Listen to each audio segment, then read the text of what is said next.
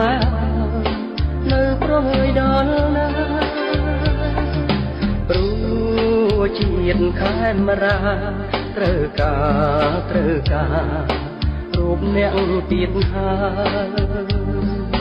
ព្រោះជាតិខេមរាត្រូវការរូបអ្នកទៀតហើយអោគុលបុត្រនៅតាអ្នកភ្លេចហើយឬពុំកាវតា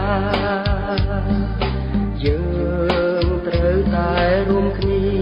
កសាងខេមរាឲ្យបានគង់វិញ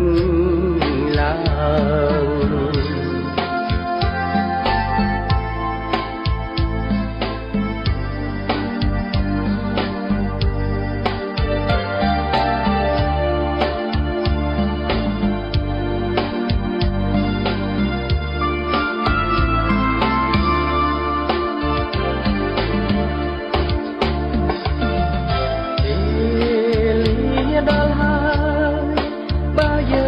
កន្តើមិនដេចឡើយជាតិនឹងកាពេលលាដល់ហើយបើយើងកន្តើមិនដេចឡើយជាតិនឹងកាសៅដាយើងរឹងរឿងអង្គខាងខាន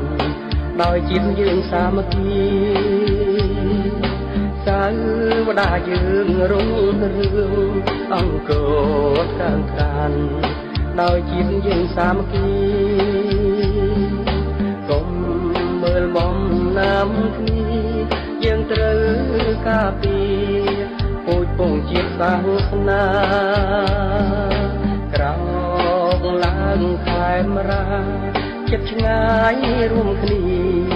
កសាងជាតិជាថ្មី